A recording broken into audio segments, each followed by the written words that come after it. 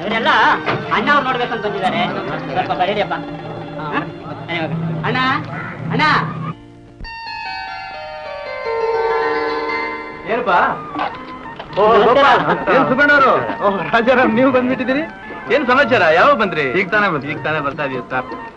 100 ಕನ್ನಡ ಚಿತ್ರಗಳಲ್ಲಿ ಅಭಿನಯಿಸಿ ಕನ್ನಡ ಚಿತ್ರರಂಗದ ಏಳಿಗೆ ಕಾರಣರಾಗಿ ಕನ್ನಡದ ಮನಮಾತಾಗಿರೋ ನಿಮ್ಮನ್ನ ನೋಡಿ ಆನಂದಿಸಿ ಅಭಿನಂದಿಸಬೇಕು ಅಂತ ನಾವು ಬೆಂಗಳೂರಿಂದ ಬರ್ತಾ ಇದ್ದೀವಿ.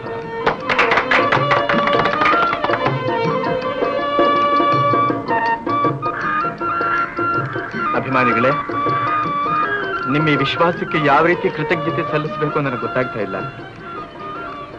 ರಂಗಭೂಮಿಗಾಗಲಿ ಚಿತ್ರರಂಗಕ್ಕಾಗಲಿ ಕಿಂಚಿತ್ ಸೇವೆ ನನ್ನಿಂದ ಸಲ್ಲಿದ್ರೆ ಅದಕ್ಕೆ ಕಾರಣ ನಾನಲ್ಲ. ಈ ಗೌರವ ಎಲ್ಲ ಸಲ್ಲಬೇಕಾದ ನಮ್ಮ ಅಪ್ಪಾಜಿಯವರಿಗೆ. ಇದಕ್ಕೆಲ್ಲ ಕಾರಣ ನಮ್ಮ ಅಪ್ಪಾಜಿಯವರು. ಬನ್ನಿ ಒಳಗಡೆ ಹೋಗೋಣ, ಬನ್ನಿ.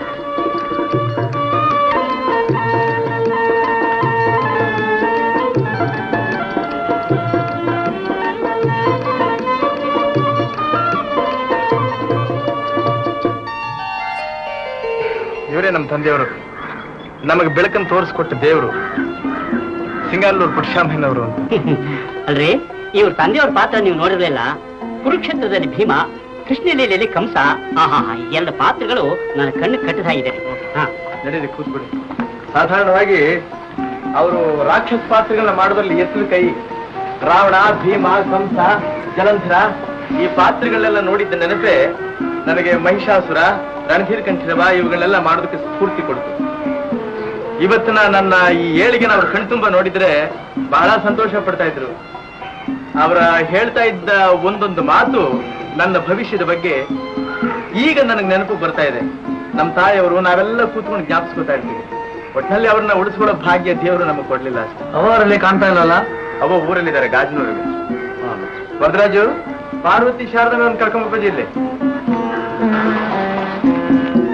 ಇವನೇ ನನ್ನ ತಮ್ಮ ವರದರಾಜು.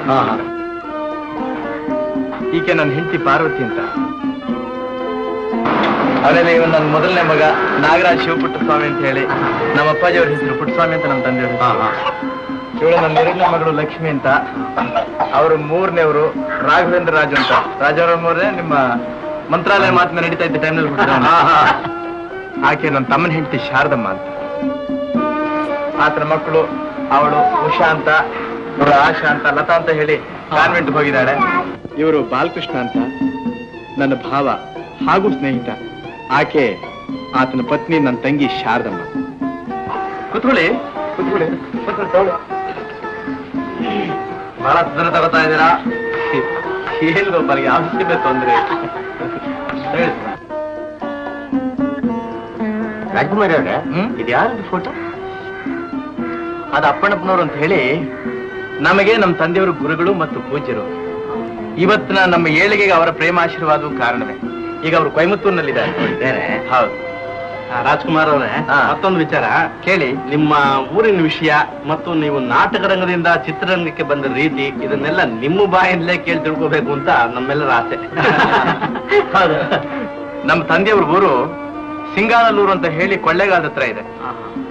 ನಾನು ಹುಟ್ಟಿದೂರು ನಮ್ಮ ತಾಯಿ ಊರು ದೊಡ್ಡಗಾಜನೂರು ಅಂತ. ಚಾಮರಾಜನಗರದಿಂದ 13 ಮೈಲಿ ದೂರದಲ್ಲಿರೋ ತಾಳ್ವಾಡಿ ಸಿರ್ಕಾದಲ್ಲಿದೆ.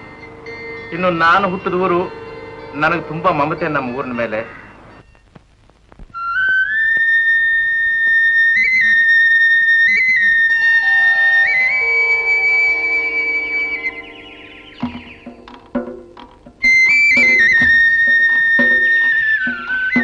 ಮರಗಿಡಗಳಿಂದಾನು, ಪೈರು ಪಚ್ಚೆಗಳಿಂದಾನು, ಬೆಡ್ಡ ಗುಡ್ಡಗಳಿಂದಾನು ತುಂಬಿ ಮನೋಹರವಾಗಿರೋ ಈ ಸುಂದರ ಸ್ಥಳ ನನ್ನ ಭಾಗಕ್ಕೆ ಸ್ವರ್ಗ ಇದ್ದ ಹಾಗೆ.